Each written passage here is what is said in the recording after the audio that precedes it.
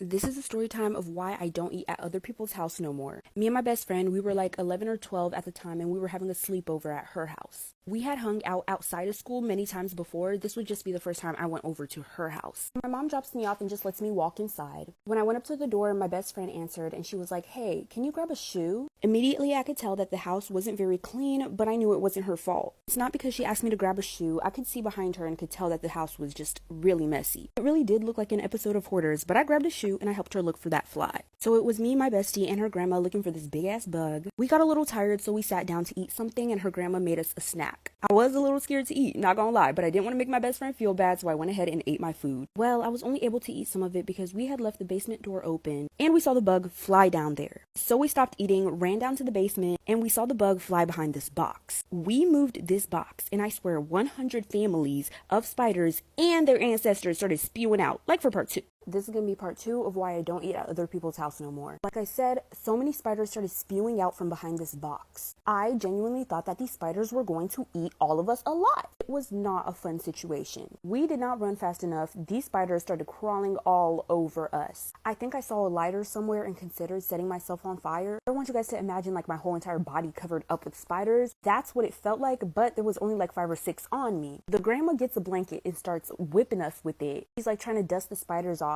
I see my best friend start stripping. I was a little about that, but I was like, fuck it. Anything to get these spiders off. Once we felt like we were good, we ran upstairs. My best friend started crying to me and apologizing and saying how much she hates her life and how she's so embarrassed. But I told her that all is good and this doesn't change the way that I see her at all. We have our little moment and then we sit down to eat again. And you know, I'm going in on my little SpaghettiOs. But all of a sudden, it starts getting crunchy. I ignore it and I get down to the bottom of the bowl. When I look down, there is a half-eaten spider in the bottom of the bowl, like for part 3. This is going to be part 3 of why I don't eat at other people's house anymore. So like I said, I was munching and grunching on some SpaghettiOs. It's getting crunchy and I'm like, what's this crunch? Where's all this crunch coming from? I was like, bruh, it's probably some expired SpaghettiOs, but let me finish this bowl so my friend don't feel bad. When I got to the end and there was only some soup left, I saw a half-eaten spider. The same spiders that we had seen downstairs. My body?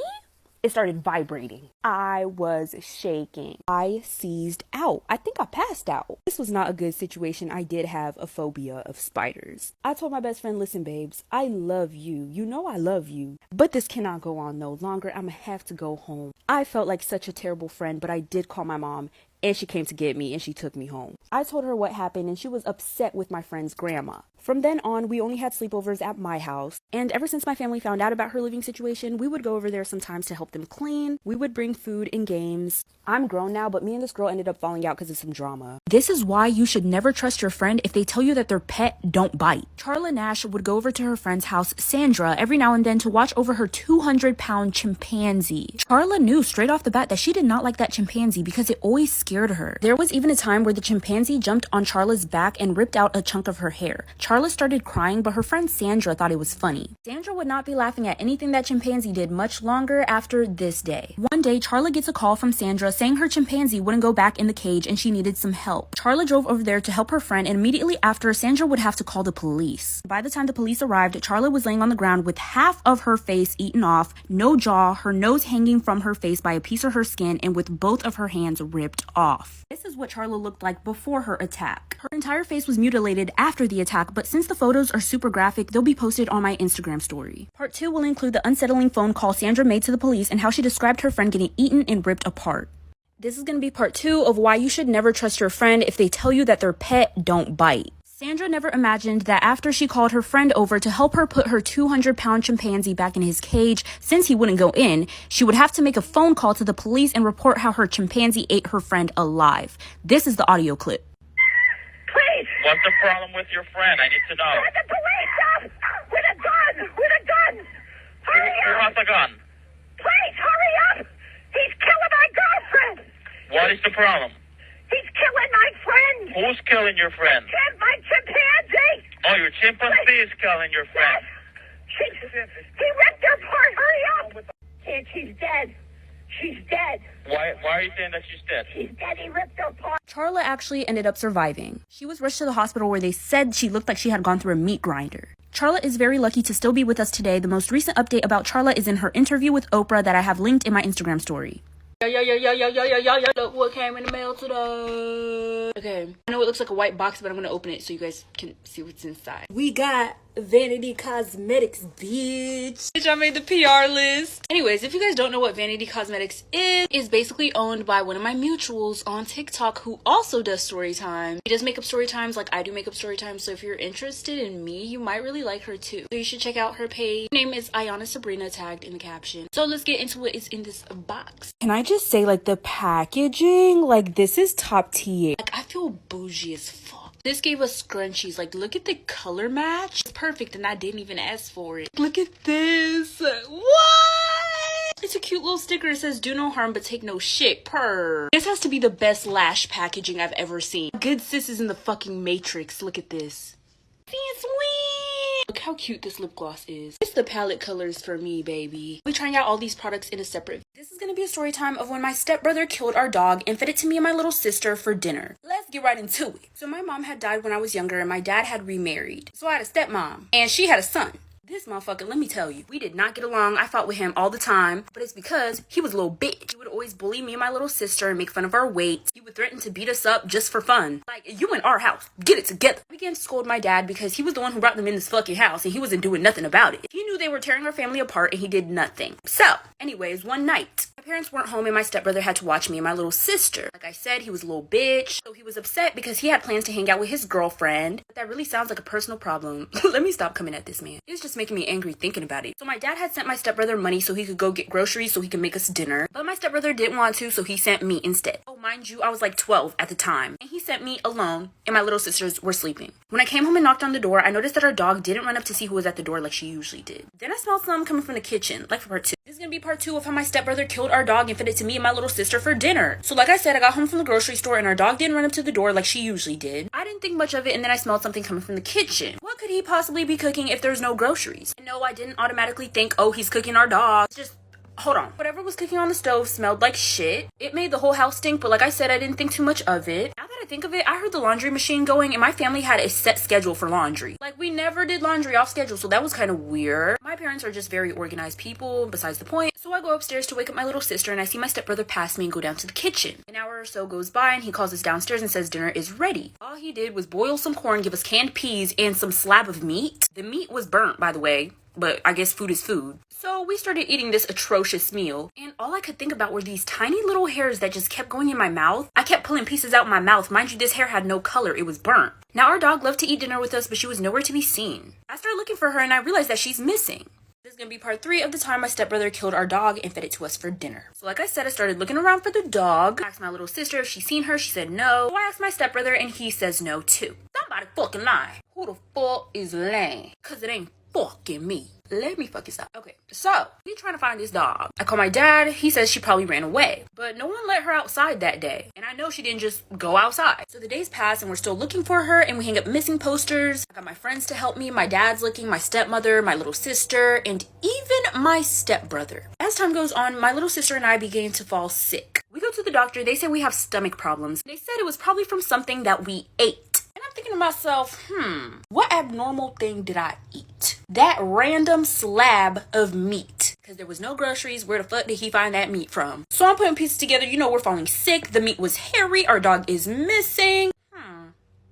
Eventually, my dad ends up finding the dog, but it was dead and cut up. This is gonna be part 4 of the time my stepbrother cooked our dog and fed it to me and my little sister for dinner. So my dad ends up finding our dog hidden under some sticks in our backyard, but it was dead and cut into pieces. I might have been 12, but I wasn't dumb. I knew what the fuck was going on. So once my dad brings us this news, after he's done telling us what he found, I pulled him to the other room. I told him what I peeped. I was sobbing and I told him I think it was my stepbrother who did it. I told him about the dog not meeting me at the door, the smell of the kitchen, the hairs, the laundry, the fact that we got sick. I gave him all the puzzle pieces, but he told me that he didn't believe me. He said, and I quote, "Your stepbrother might be mean to you, but he's not crazy." I said,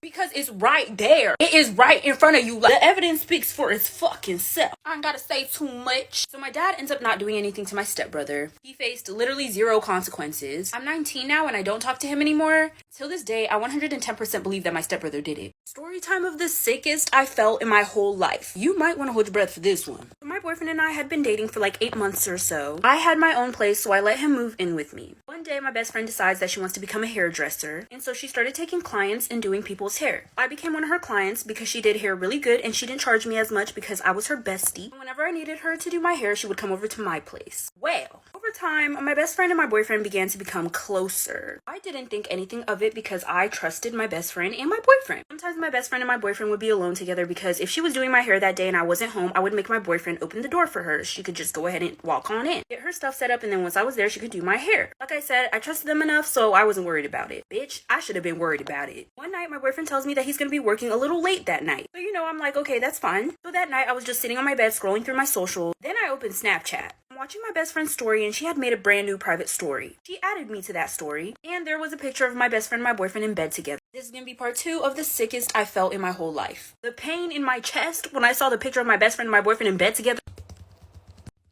I started heaving. I was wheezing, like, so I was thinking to myself whether I should slide up and say anything, or if I should pull up to her house and whoop her ass. It had to have been at her house because that man had no place to go. That's why he was living with me. This man is over here homie hopping. Meanwhile, he don't even got a home. Although I was very upset, I was surprisingly calm. I decided that I'm not gonna pull up and beat both of their asses. I decided that I was just gonna take his stuff and throw it out the door. And as I'm walking to his room, I hear what sounds like a window is opening. And it sounds like it's coming from my boyfriend's room. So I keep walking to his room to check out whatever this sound is. I walk in there, and there my best friend and my boyfriend are sleeping on the bed that I bought him in my house. Bitch, like for part 3. This is gonna be part 3 of the sickest I felt in my entire life. So like I said, I walked in the room and saw my best friend and my boyfriend sleeping. I'm like, okay, we taking naps, bitch, in my fucking house. Let's take a fucking nap, then I'm gonna put both of y'all to sleep. So my boyfriend actually looked like he was sleeping, but I could tell that my best friend was faking it. She had just posted that snap only 10 minutes ago. It was clearly intended for me to see. So I walk up to the bed. I go over to where my boyfriend is sleeping, and when I tell you, I smacked the shit out down there, whacked that knock. Like I was trained for it. Meanwhile, my best friend's over there like, oh my god. I'm like, bitch, I'm about to get to you. But right now, we focus in on him. But I'm gonna get to you, I promise. So I lift the covers off of them, and I see that they're both naked. So that's really when I started pouncing on him, scratching him, biting him, all that good stuff. Meanwhile, my best friend's over there trying to put her clothes on so she could go. Girl, you ain't going nowhere. Because after I was done pouncing on him, I charged towards her. Like for part 4. It's gonna be part 4 of the sickest that I felt in my whole life. So I had just gotten done beating up my boyfriend after catching him with my best friend. As I was beating up my boyfriend, my best friend was getting herself together so she could go. Like, where are you going home, girl? Our business isn't finished here, bestie. So I charge towards her and she's ready because she knows I don't play that. And she puts up her fists. I run up to her, she tries to swing, dodged it. I grab her hair and I drag her to the door. Maybe not the bedroom door. The front door. Dragged her all the way out and kicked her out the door. I locked the door, then I went back to my boyfriend's room, cussed him out a little more, and started packing his stuff up for him. I tell him that he has 1 day to get all of his stuff and leave, or else I'm burning it. I cut my friend off completely because she did some weird ass shit. I don't know why she would do anything like that, and I wasn't about to ask questions because I didn't give a fuck. My boyfriend was over there trying to beg me to stay, trying to say he was sorry, and I just was not having it. So I cut them both off. Girl, the hairstyles in 𝙤𝙤𝙠𝙚 wasn't that good. It was not that good to keep them around. Fuck.